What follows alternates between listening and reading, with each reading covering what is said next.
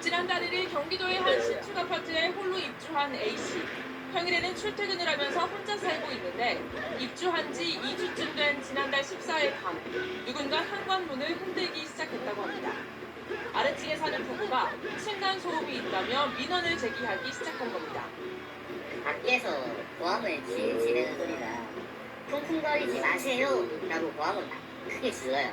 제가 했던 소리가 저 지금 여기 혼자 있는데요 라고 얘기했더니 그 상대 쪽에서 쿵쿵거리지 말라고 온갖 고함을 지르면서 욕을 해요. 혹시나 해코지를 당할 수도 있다는 생각에 현관문을 열지 않고 대화를 이어나간 A씨. 아래층 부부는 아랑곳하지 않고 욕설을 퍼붓다 돌아갔습니다. 이후 A씨는 여름 휴가를 다녀왔는데 집에 들어서기 전 현관문 앞에 찍힌 누군가의 발자국을 확인했습니다. 아래층 사람들 소행이라고 직감한 A씨가 현관 출입 기록을 뒤져봤더니 아래층 여성의 얼굴이 찍혀 있었습니다. 배를 누르면 요즘 인터컴을 다 저장이 돼요. 화면. 그래서 그 인터컴 내에 있는 얼굴 사진 그리고 날짜가 이렇게 다 명확하게 나와요. 이때까지만 해도 A씨는 경찰에 신고하기보다 아래층에 피해를 주지 말자는 생각으로 실내에서도 슬리퍼를 신고 다니며 조심했다고 합니다. 그런데 어머니와 둘이 있던 지난 7일 밤 갑자기 복도에 불이 켜지더니 현관문을 발로 차는 소리가 들리기 시작했습니다. 아래층 여자였습니다. 공포에 질린 A씨와 당시 찾아왔던 어머니는 증거 확보를 위해 현관문 앞에 CCTV를 달았습니다. 그리고 3일 뒤 실제로 집 앞에 찾아와 현관문을 발로 차는 여성의 모습이 포착됐습니다. 보시면 알겠지만 온 힘을 실어서 시작하나요? 그럼 막 집이 막 떠나갈 듯이 막 흔들리거든요. 그래서 굉장히 공포스럽고 그로부터 이틀 뒤인 지난 12일에도 아래층 여성은 20차례에 걸쳐 A씨의 현관을 걷어차고 돌아갔습니다. 곧장 경찰에 신고한 A씨. 출동한 경찰에게 그런 적이 없다고 발뺌하던 여성은 CCTV 영상을 보여주자 그제서야 인정을 하고 A씨를 찾아왔습니다. 하지만 발길질에 대한 사과는 없었습니다.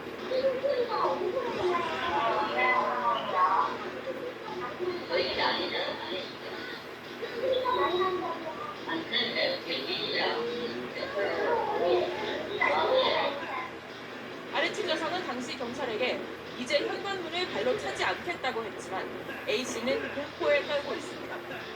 사건을 접수한 경찰은 조만간 아래층 여성을 소환해 정확한 사건 경위를 조사할 예정입니다.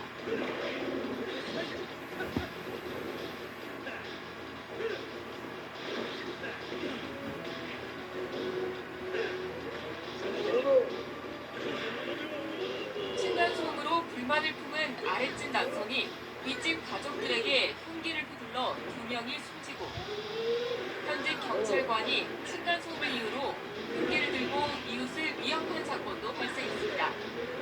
층간소음 분쟁이 이웃 간 감정싸움을 넘어 심각한 사회 문제로 기화하고 있는 건데 층간소음 신고 건수는 2012년 8,700건에서 이듬해 18,000여 건으로 급증했고 코로나19가 시작된 2020년부터는 4만 건이 넘었습니다. 정부는 이달 초 집을 지을 때 소음을 줄일 수 있게 시공하도록 하는 종합 대책을 발표한 데 이어 직접 충격 소음 기준도 실제 사람이 느끼는 정도를 반영해 대폭 강화하기로 했습니다. 현재 주간 43데시벨, 야간 38데시벨인데 주간 39데시벨, 야간 34데시벨로 4데시벨씩 낮추는 겁니다. 상 어른이 발뒤꿈치로 내는 소리가 40데시벨 정도인데 낮에도 이보다 적게 소리를 내도록 바꿨습니다. 기존 노후 공동주택에 적용되던 예외도 2025년부터는 축소합니다. 기준 강화에 따라 층간소음 분쟁 시 인정되는 피해 범위도 확대될 전망입니다. 성과심 비율이 약 13%에 해당하여 층간소음으로 인한 성과심을 지금 현재보다 절반 이하로 낮출 수 있을 것으로 기대됩니다. 환경부는 또한 야간 소음 측정과 현장 상담 당일 소음 측정 등도 확대해서 피해 구제를 최대한 도울 예정인데 이번 대책은 집을 새로 짓지 않는 한 소음 피해를 줄이기 위해선 결국 윗집의 노력이 가장 중요하다는 점에서 윗집의 변화를 끌어내려는 한편으로도 보입니다. YTN 김현입니다.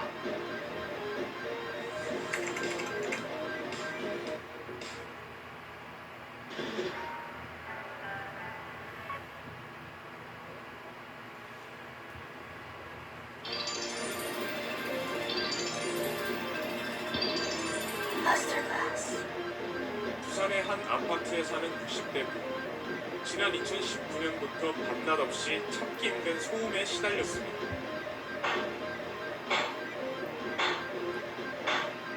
알고 보니 바로 아래층 주민인 60대 남성이 내는 소음이었습니다. 위층의 층간 소음에 시달렸다며 고무망치를 양말에 싸서 천장을 쳐 일부러 보복 소음을 낸 겁니다. 부부가 5달 동안 측정한 소음 횟수만 140회에 달합니다. 위층 부부는 소음을 내지 않았다고 여러 번 해명했지만 보복 소음은 4년간 계속됐습니다.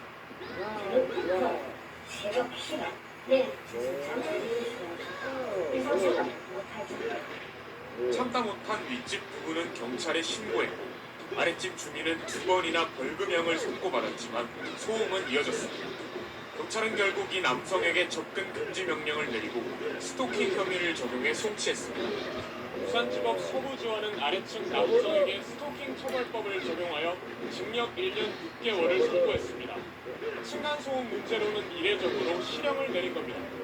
재판부는 이 남성이 피해자가 일상생활을 할 수 없을 정도로 끊임없이 소음을 일으켰고 특히 사건 수사와 기소, 접근금지 조치에도 아랑곳하지 않고 범행 대부분을 부인하고 지속, 반복하고 있다며 양형 이유를 밝혔습니다. 법정 구속된 남성은 재판 결과에 불쾌 항소했습니다. KBS 뉴스 김우철입니다. 광주의 한 아파트에 사는 김순종 씨는 층간소음으로 층 주민과 갈등을 겪었습니다.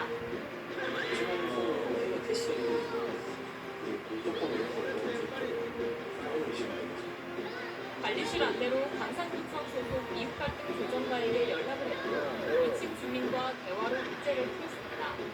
내일로 저희가 퇴근을 마음으로 센터에 연락을 해서 마음으로 표현했잖아요. 해결을 할 수 있겠다 서로 싶으니까. 먼저 갈등 조정가를 통해 의사를 전달한 뒤 나중에는 직접 만나 얘기를 나누며 서로를 이해했습니다. 조정가를 통해 화해한 이들은 이렇게 소통주를 활용해 서로의 이야기를 나누기도 합니다. 광산구 이웃갈등 조정가는 8명, 전문 교육을 받고 지난 7월부터 업무에 투입됐습니다. 약 3달 동안 층간소음과 흡연, 수분, 주로 아파트 갈등을 접수해 6건을 해결했습니다. 아파트 관리소장, 주민자치위원장 등이 전문 동기를 받고 공상처럼 하는 일이 그냥 보람입니다. 정말 힘든 주민은 망설이지 말고 저희가 그때 먼저 얘기를 해줬으면 좋겠어요. 갈등 조정가의 도움을 받으려면 광산구 마을분쟁지원센터에 도움을 요청하면 됩니다. 11월부터 그 아파트를 직접 찾아가서 우리 동네 이웃갈등 누군가를 홍보하기도 하고 현장에서 바로 접수를 하는 찾아가는 이웃갈등 접수청으로 이웃 간의 갈등을 해결하려는 광산구의 색다른 시도가 눈길을 끌고 있습니다. KBS 뉴스 유수연입니다.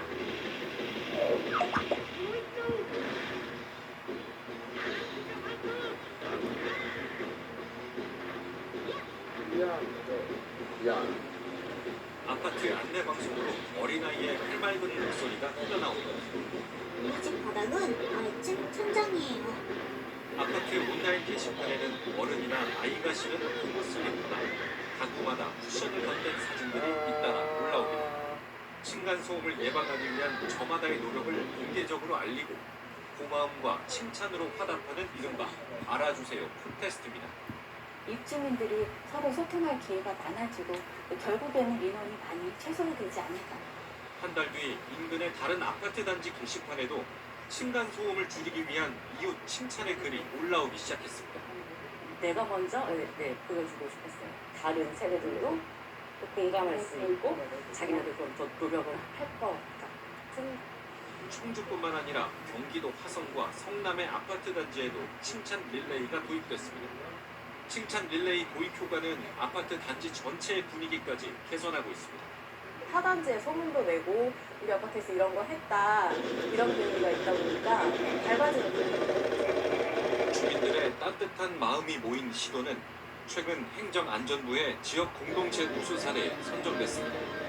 층간소음 갈등을 해결하기 위해 한 아파트 주민들이 시작한 작지만 의미 있는 실험. 이웃사랑과 배려의 의미를 일깨우고 있습니다. KBS 뉴스 송국희입니다.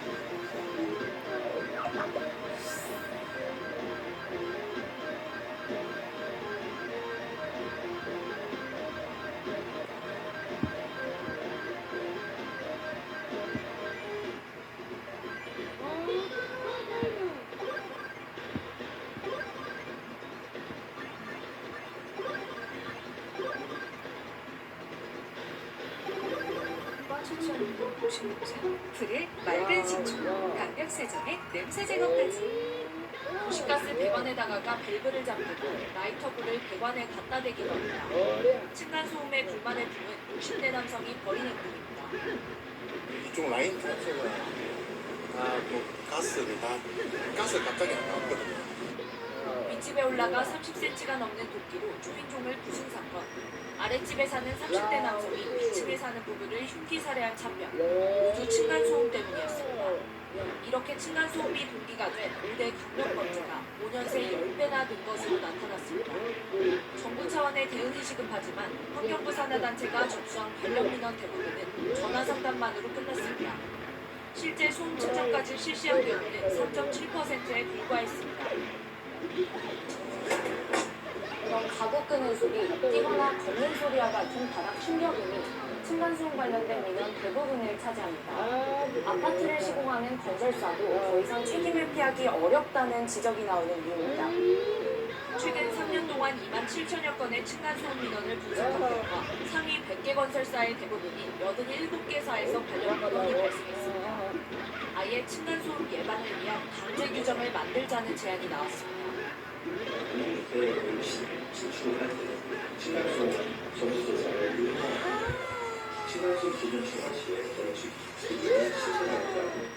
주택법과 건축법 등 흩어져 있는 법령들을 하나로 통합해 층간소음 특별법을 제정하는 방안도 대안으로 제시됐습니다. KBS 뉴스 이은입니다. 경기도의 한 아파트입니다. 복도 끝에서 한 여성이 걸어오더니 어느 집 앞에 걸음을 멈춥니다. 그리고는 갑자기 현관문을 발로 차기 시작합니다. 30여 초 동안 수십 차례 발길질을 한 뒤에 그리고 자리를 뜹니다.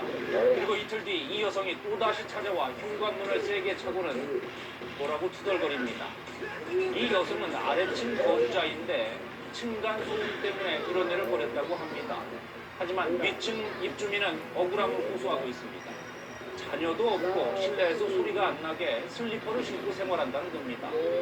여성이 현관문을 발로 차던 그날은 심지어 집에 아무도 없었다고 주장했습니다. 아래층 여성은 현재 재물 손괴 미수 혐의로 입건돼 조사를 받고 있습니다. 지난해 11월에 있었던 일입니다. 전직 씨름 선수였던 A씨. 평소 층간소음으로 갈등을 겪던 윗집 이웃 주민과 술을 마시고 있었습니다. 그러던 중 감정이 격해졌던 걸까요? 이웃 주민이 먼저 A씨의 뺨을 때렸고요. 덕분에 A씨, 이 이웃 주민을 약 1시간 동안 160번 넘게 폭행해 숨지게 한 혐의로 구속 기소됐습니다. 검찰은 A씨가 160회 넘는 부탁을 일삼아 피해자에 대한 살인 의도가 있었다면서 1심에서 징역 15년을 구형했고요. 재판부는 징역 1년 6월을 선고했는데요. 지난 14일 대전고법에서 항소심이 진행됐고 A씨는 피해자가 평소 지병을 알아왔다면서 폭행 사실은 인정하지만 폭행으로 사망했다는 인과관계는 인정하기 힘들다는 형벌을 부인했습니다.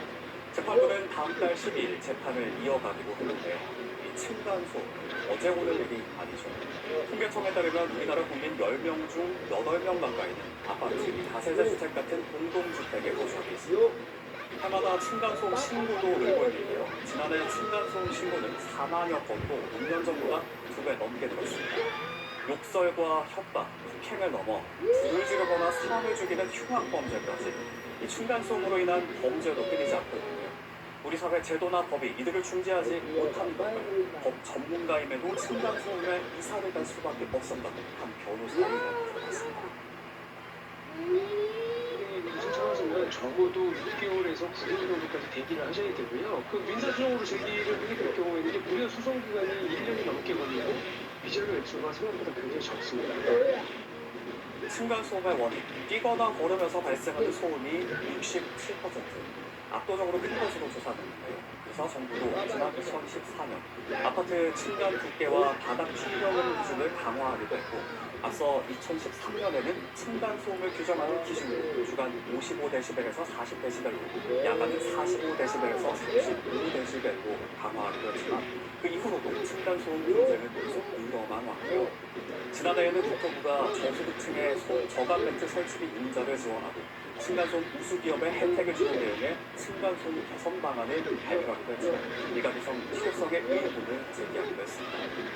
지난해부터 국회에서는 아파트 같은 공동주택에 층간소음 관리위원회 설치를 의무화하는 관련법 개정안이 발의되기도 했지만 현재 계류 중인 상황인데요.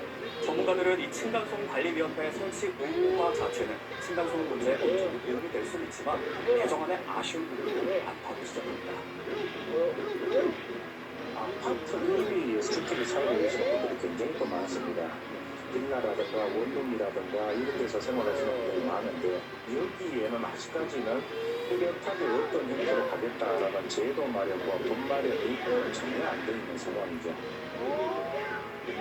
정부의 관련 법이나 제도도 중요하지만 건설사의 시공 기술 문제, 그리고 이웃 간 개개인의 미묘한 심리와 감정적인 문제까지 층간소음 문제에 얽혀있는 요인만으로 시작합니다. 하지만 정작 지난해 국회에서 관련 개정안 발의 이후에도 여야 대립 상황 속 상정도 되지 못한 채 관심 밖으로 밀려나고 있는데요. 더 이상 방치할 수 없다며 층간소음 문제 해결을 약속했던 정부, 과연 그 약속은 언제 지켜질 수 있을까요? 최근 서울에서 한 여성이 도시가스 밸브를 잠가 수백 가구가 피해를 보는 소동이 있었는데요. 대전에서도 비슷한 일이 있었습니다. 그런데 이번에는 밸브만 잠근 게 아니라 불까지 붙이려던 60대 남성이 경찰에 붙잡혔습니다. 보도에 정재훈 기자입니다. 지난달 27일 새벽, 검은 옷차림의 한 남성이 아파트 상가 주변을 살핍니다. 그런데 이 남성, 도시가스 배관에 다가가 밸브를 잠그는 행동을 합니다. 심지어 라이터에 불을 붙여 배관에 접근시키는 행동까지 한 뒤 유유히 사라집니다. 가스 배관에는 보이는 것처럼 불에 그을린 흔적이 그대로 남아있습니다. 가스가 누출된 상태였다면 폭발 화재까지 이어질 수 있는 위험천만한 상황이었습니다. 상가에는 도시가스 공급이 중단됐고 식당 등이 피해를 봤습니다. 새벽에 이제 문을 열고 이제 일을 시작하려고 가스 밸브를 여니까 가스가 안 나오는 거예요. 저희 내부적으로 문제가 없는데. 다가구 주택이 밀집한 지역에서 골목 전체가 가스 밸브가 잠기거나 훼손되는 피해가 났습니다. 밸브 손잡이를 떼어내거나 가스 밸브 부속품을 고장낸 뒤 달아난 겁니다. 일대의 도시가스 중단 신고만 14차례나 접수됐고 인터넷선이나 냉방장치 실외기 전선도 끊어지거나 도난됐습니다. 이쪽 라인 트랜스가 가스가 갑자기 안 나왔거든요. 보니까 옆집에서 가스 밸브를 잡고 있더라고요, 어떤 분이. 그래서 신고를 했어요. 경찰은 CCTV 분석과 탐문 끝에 60대 A씨를 검거했습니다. 체포영장을 발부받아서 체포를 했고 자택 압수수색해서 범행 도구까지 발견했고요. A씨는 경찰 조사에서 층간소음에 화가 나고 다른 사람이 잘 사는 것이 보기 싫었다고 진술한 것으로 알려졌습니다. 경찰은 A씨에 대해 도시가스 사업법 위반과 재물손괴 등의 혐의로 구속해 검찰에 송치했습니다. KBS 뉴스 정재훈입니다.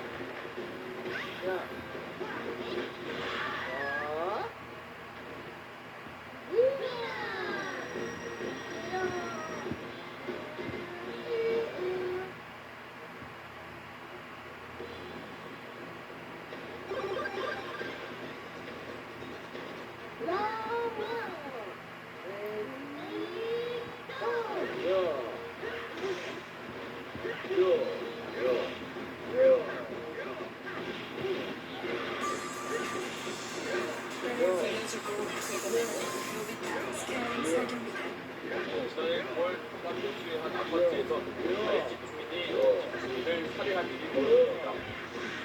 층간소음이 사건의 발단이었습니다. 층간소음이 대피 수준을 넘어서 폭력이나 강력범죄로 번지며 사회적 문제로 떠오르자 국토교통부가 비선 대책을 발표했습니다. 그동안 신축주택에 초점을 맞췄던 것과 달리 임대주택에 적용할 방법들도 마련했습니다.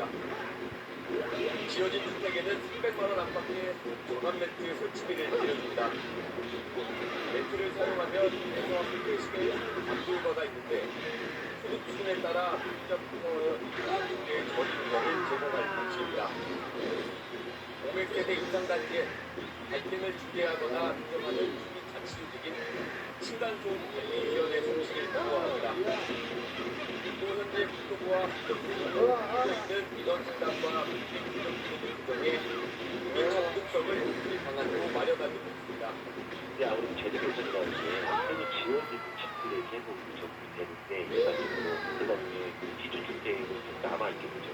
기초주택에 대한 것도 보강이 필요하다. 그런 내용이 포함되어 있습니다. 지어질 주택에는 해당 주택 입주민에게 사후 확인한 성능검사 결과를 개별 통지하도록義務화합니다. 또 바닥구조 시공기 한번 제출하는 시공확인서를 단계별로 3번 이상 제출하도록 규정해 품질 점검을 강화합니다. 사후 확인 결과가 우수한 지역에는 분양보증 수수료를 최대 30% 깎아주는 등 보상을 줍니다. 바닥 두께를 지금보다 두껍게 보강하면 분양가 강화를 허용하고 높이 제한도 완화하는 방안을 추진합니다. 건설업계는 취지에는 공감한다는 등 공감이 없다는 반응입니다. 지금 현장에서 유저자 입장에서 상당 부분이 되고 있습니다. 다만 층간소음 지원 기술들은 가스가 기회가 되어서 조망이냐 방법을 찾았습니다. 이와 함께 주택에서 사용 중인 벽식 구조가 아닌 층간소음이 덜한 것으로 알려진 중시인 라멘 구조의 효과를 먹기에 흡산 여부를 검토하기로 했습니다. 국토부는 늦어도 나간 통과기에는 획 책임으로 시행하도록 진행하겠다고 밝혔습니다. YTN 홍성입니다.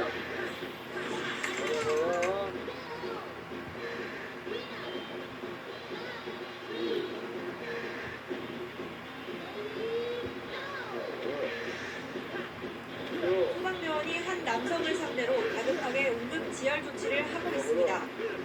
이 아파트 15층에 사는 47살 권모 씨가 아래층에 사는 46살 임모 씨를 찾아가 흉기를 휘두른 겁니다. 권 씨는 임 씨가 집에 돌아오기를 기다리다 밤 10시 반쯤 신변기에서 내리는 임 씨를 중대이강과도로 10여 차례 찔렀습니다. 임 씨는 복부와 얼굴 등을 크게 다쳐 쓰러져 있다가 주민신고를 받고 출동한 구급대원에 의해 인근 병원으로 옮겨졌지만 중증입니다. 엄청 시끄러워서 공수함을 할 줄 알고 뛰어나서 말리려고 했는데 서로 찔리는 장면을 봐서 이제 있는데 119 신고를 했다고. 범행 후 집으로 돌아간 권 씨는 경찰에 붙잡히자 평소 아래층에서 나는 층간소음 때문에 범행을 저질렀다고 주장했습니다. 일반적인 층간소음 갈등 유형이 아랫집에서 윗집에 불만을 품는 것과는 반대 상황입니다. 반면 피해자 임 씨와 함께 사는 직장 동료는 층간소음을 낸 적이 없다고 경찰에 진술한 것으로 알려졌습니다. 아래층 사는 피해자 동료 지휘층까지는 실수로 사용하는 곳이기 때문에 소음을 일으키거나 집기거나 이런 것이 절대 없어서 그래서 범행 동기에 대해서는 추가 협력이 필요한 상태입니다. 경찰은 권 씨를 살인미수 혐의로 조사한 뒤 구속영장을 신청할 예정입니다. KBS 뉴스 해솔입니다.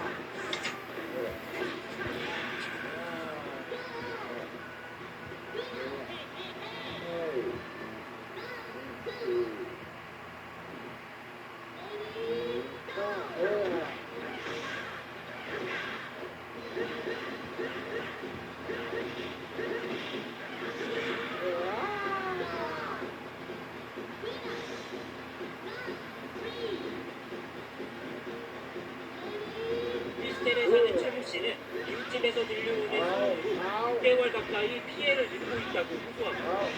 두 번이나 문 앞에 쪽지를 남겼지만 상황은 달라지지 않았습니다. 혼자 살고 있다 보니까 혹시나 이제 그쪽에 제가 직접 문을 두드렸을 경우에는 대량이라고 상황이니까 최 씨는 층간소음 전문기관인 이웃사이 센터의 도움을 받을 수 있다는 말을 듣고 상담을 신청했지만 거절당했습니다. 사례는 저희 집이 오피스텔인데 저희가 그거 공동주택에 해당이 되시는 분들만 저희 쪽에서 접수가 가능하시고요. 현행법상 층간소음 이웃사이 센터가 제공하는 상담이나 층간소음 측정 등의 서비스는 아파트와 연립주택, 다세대 주택 등 공동주택 거주자만 받을 수 있습니다. 다가구 주택과 오피스텔, 원룸 등은 여기에 해당되지 않습니다. 전체 주택 거주자 가운데 40% 가까이는 공동주택이 아닌 곳에 사는데 이런 서비스를 받을 수 없는 겁니다. 실제로 공동주택에 해당하지 않아 접수가 거부된 경우는 지난해에만 839건으로 1년 전보다 300건 가까이 늘었습니다. 이럴 경우 지자체가 운영하는 집합건물 분쟁조정위원회를 통해 해결할 수도 있지만 층간소음을 전문적으로 다루는 기관이 아니다 보니 한계가 있습니다. 층간소음에 관한 규정을 공동주택관리법이 아닌 주택법에 명시해서 어디에 살든지 층간소음의 피해를 갖지 않게 하는 게 필요하다고 봅니다. 주무부처인 환경부는 문제의식에 공감한다면서도 이 공동주택의 소음기준 등에 대한 연구 등이 선행될 필요가 있다고 밝혔습니다. KBS 뉴스 박영민입니다.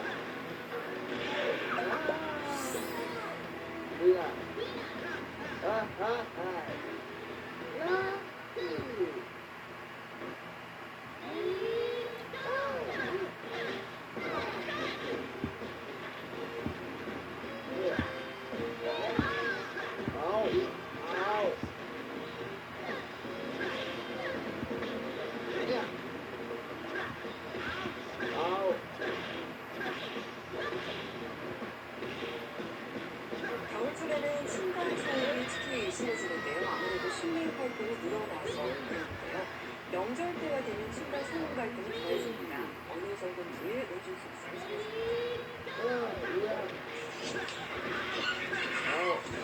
지금까지 이 위치에 스튜디오는 소개됐습니다. 이런 층간소음 문제는 겨울철 두드러지게 증가하는 것으로 나타났습니다. 서울시가 2014년 4월부터 접수된 층간소음 민원 2,900여 건을 분석한 결과입니다. 지난해 기준으로 보면 10월에는 민원이 56건이었지만 12월에는 109건으로 피해 요소가 매우 늘었습니다. 층간소음 원인은 뛰거나 덮는 소리가 절반 이상으로 가장 많은 낙지질과 가공고기, 반려동물 지내 소리 등이 비일비었습니다. 피해를 호소한 세대는 아래층이 70% 가까이를 기록해 압도적으로 많았습니다. 위층이 민원을 제기한 경우도 25% 가까이 나타났는데 더 스피커 설치 등 아래층의 우곡소음으로 고통을 겪고 있는 것으로 조사됐습니다. 서울시는 설령 가족들이 그럴 경우 층간소음 분쟁이 심해질 수 있다며 주의를 당부했습니다. 특히 가족 모임이 있으면 미리 이웃에게 알려 양해를 구할 것을 지적했습니다. 이와 함께 층간소음 갈등이 일어났을 때 이웃에 직접 항의하기보다는 관리사무소 등 제3자의 중재를 요청해야 한다고 서울시는 강조했습니다. KBS 뉴스 오준수입니다.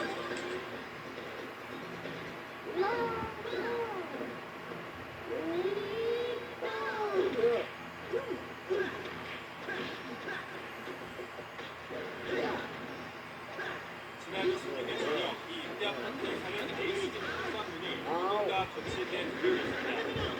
바로 아래층에 사는 50대 남성 김모씨였습니다.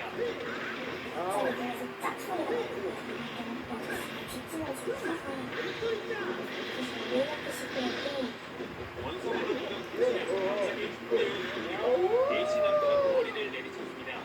A씨 남편은 크게 다쳐 병원으로 이송됐고 김씨는 중도만 경찰에 붙잡혀 무죄 구속됐습니다. A씨 가족은 또로 김씨가 층간소음 문제로 부정적인 행동을 반복해왔다고 말합니다. 이차별 방화 살인으로 21명이 죽거나 다친 안인택 사건 역시 위층 주민들이 여러 차례 구역을 복구했지만 보호받지 못했습니다. 현재 국회에는 이웃을 구역하거나 폭행한 공공임대주택 거주자를 강제로 내보내도록 한 법안 2건이 계류 중입니다. 그러나 국가유공위는 반대 의견을 내놓았습니다. 입법 목적은 정당하지만 공공임대주택 주민의 주거권을 과도하게 침해할 우려가 있어 바람직하지 않다는 취지입니다. 위협적인 이웃주민으로부터 보호받아야 할 권리와 임대주택의 건축이 닿지 않고 살 수 있는 권리 사이에 균형을 갖춘 대책이 필요해 보입니다. KBS 뉴스 조인입니다.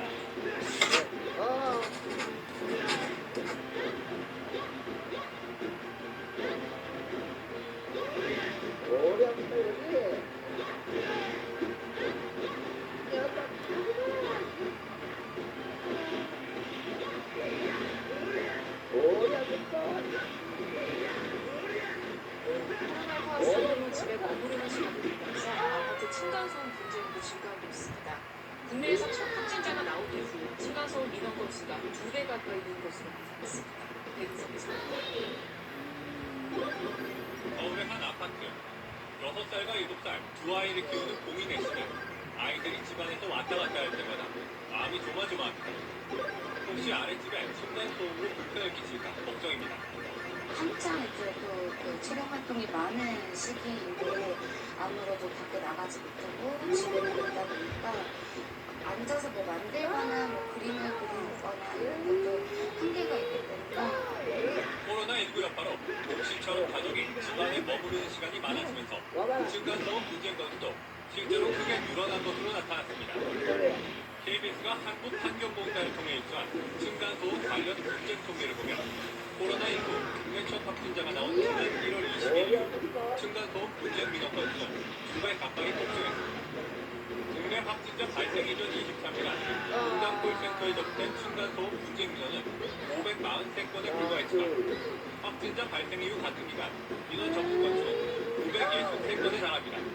78%나 늘었습니다. 지난해 같은 기간에 층간소음 민원이 줄어드는 추세였는데 올 들어 이례적으로 크게 증가한 겁니다. 코로나19로 방학 연장이나 어린이집 휴원 등이 이어지면서 아이들이 집에 있게 됨에 따라 분쟁 접수 건수도 크게 늘어난 것으로推됩니다. 코로나 확산 방지를 위해 서울시 등 관공서를 비롯해 국내 기업들도 재택, 교대근무로 근무 형태를 전환하고 있는 것도 영향을 끼친 것으로 보입니다. KBS 뉴스 백인성입니다.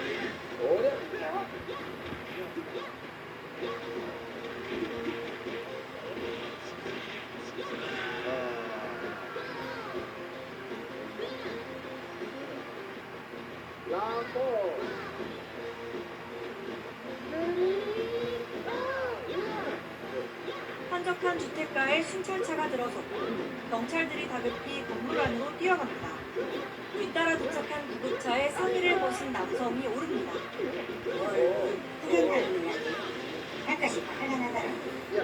지난 5일 오후 6시쯤 대전의 한 빌라 3층에서 60대 남성 A씨가 바로 위층 주민에게 끓는 식용유를 냄비째 끼얹어 목과 팔, 몸통 등 전신에 3도 화상을 입혔습니다.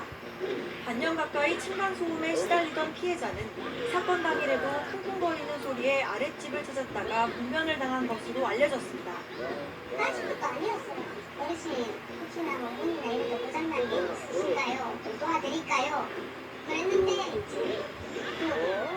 저는 이제 비명 소리 듣고 당시 A씨는 이를 지켜보던 또 다른 이웃을 욕을 하며 협박한 뒤에야 경찰의 현행범으로 체포됐습니다.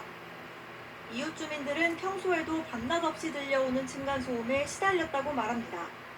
크다 소리 나고 뭐라고 얘기할 수 그러네 솔직히.